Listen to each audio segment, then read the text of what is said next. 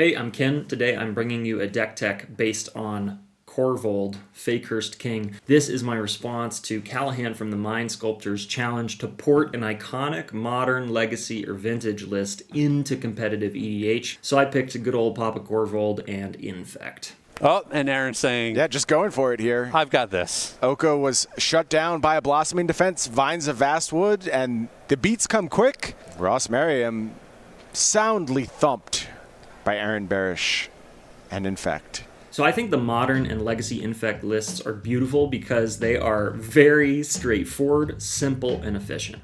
Their goal is to resolve a creature, pump it up to 10 as quickly as possible, and swing in for the win via poison counters. This list tries to do something pretty damn similar. I chose Korvold because of a few cards that would help me recreate Modern and Legacy's win condition in a 4-player format, namely Chandra's Ignition and cards like it, so that I could eventually, with Korvold being a 10-10 with Infect, one-shot the entire table at once.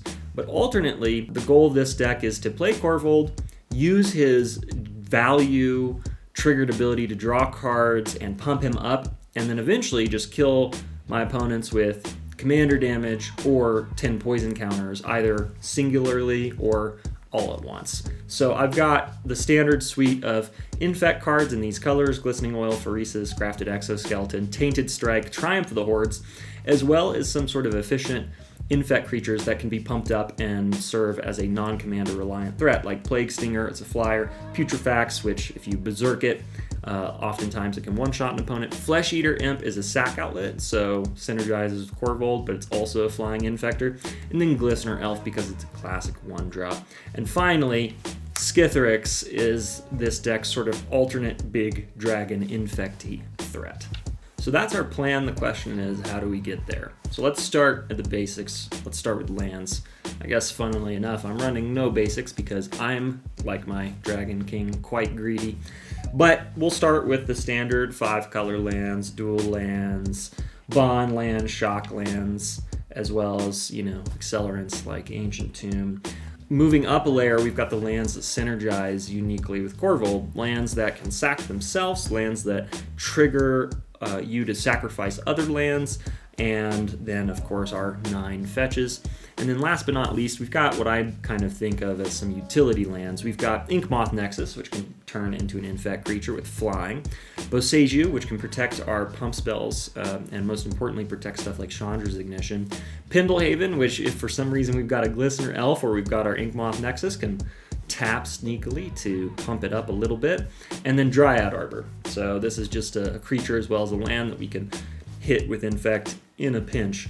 You'll also notice I'm running no basics, and that's because I'm running Tainted Pact. Tainted Pact is a card that lets you essentially tutor for any card in your deck as long as your mana base doesn't feature 2 of the same card. So that explains this distribution. Next up, we've got Acceleration. So I'm running the sort of standard 0 and 1 cost accelerants for a competitively designed deck. I've also got a standard set of the green dorks, including Goth Girlfriend. We've got some cards that synergize with Korvold, including Tinderwall, Wild Cantor, Skirk Prospector, Impulsive Pilferer. This little goblin's pretty sneaky because through him you can wind up making 4 treasure, so he kind of serves also as a pump spell and a huge source of draw for Korvold. And then Culling the Weak. And then we have some 2-cost, generically / boringly good accelerants like Arcane Signet, Talisman, Felwar Stone, a Signet. And then, in a category of its own, Dockside Extortionist. Now, if you're aware of the competitive list Korvold Treasure Storm, designed by Braden of cEDH Cast, this card is a house. In that deck, this card serves as essentially the deck's primary engine. With Korvold and Dockside and recurring Dockside over and over again, you can essentially storm out through your entire deck, draw as much as you want, and then win via infinite mana combos or arbitrarily high mana combos. In this deck, Dockside does a similar kind of work. It'll draw us a lot of cards, but more importantly, it pumps up Korvold. So if you can hit a Dockside at 7, 8 plus, with Korvold, you'll often be able to pump him up into lethal commander damage range and certainly lethal infect range, while also drawing into your pump spells and combat tricks. Dockside Extortionist, kind of a good card, I've heard. Next up, we've got tutors. So we've got standard 1-cost tutors like Vamp Tutor, Imperial Seal, Worldly Tutor, Sylvan Tutor, and then crop rotation. Remember, crop rotation can find you something important like Boseiju, but it can also just kind of be a combat trick with Korvold if you need that 1 extra damage. Or if you find something like Scorched Ruins, you can potentially pump Korvold up by 3 with crop rotation, funnily enough.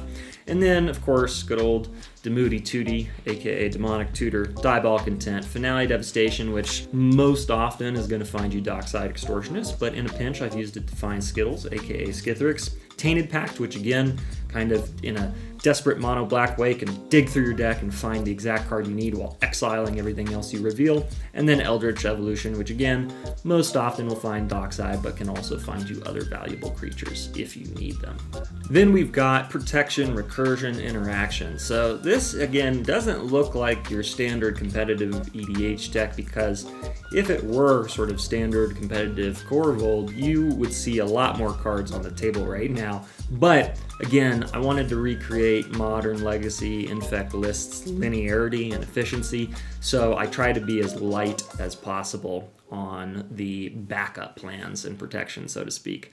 So we've got some stuff like Noxious Revival, which can protect our Dockside or recur pump spell, or really anything of note. Also pretty good against Thassa's Oracle. We've got Veil of Summer, Sylvan Safekeeper, which synergizes well with Korvold, Allosaurus Shepherd, which makes our pump spells uncounterable, Reclaim, which again can get us something useful from our bin, Assassin's Trophy, great removal, Swiftfoot Boots, which importantly gives hexproof, not Shroud. Now I know Sylvan Safekeeper gives Shroud, but I think of Sylvan Safekeeper as sort of a panic button. Like if we must protect Korvold at all costs, sack a land, put a counter on Korvold, draw a card, give him Shroud.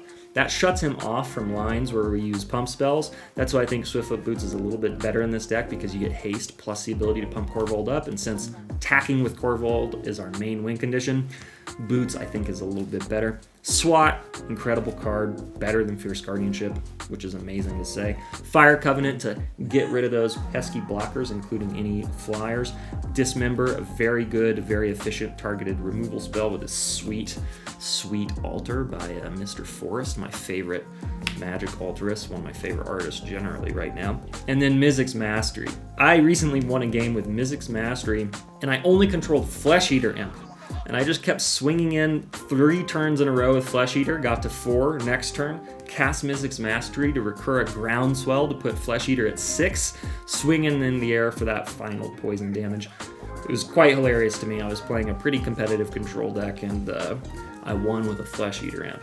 That's the beauty of competitive EDH. There's still tons of possibilities. Then, last but certainly not least, we've got our pump spells, our combat tricks, our little value pieces that will help us take down an entire table via combat damage and Infect.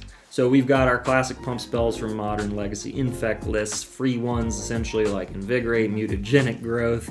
Then we've got ones that just increase base power and toughness, like Scale Up. We continue on with cards from the competitive 60-card 4-of formats list, like Blossoming Defense, Vines of Vastwood, Berserk, Might of Old Krosa Groundswell.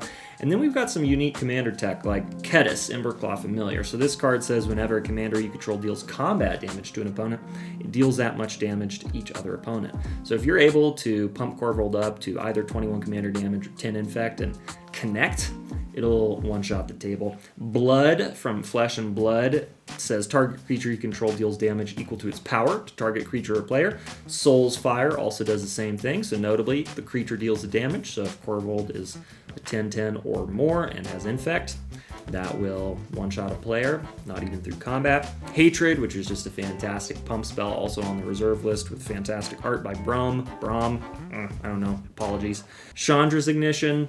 This is really the ideal, right? If you're able to give Korvold Infect, make sure he's a 10/10, and then just sneak in Chandra's Ignition, ideally using Boseiju to make it uncounterable, that will take down the table at once. And in my mind, that is the EDH, i.e. that is the 4-player formats version of what the Modern and Legacy Infect lists are doing.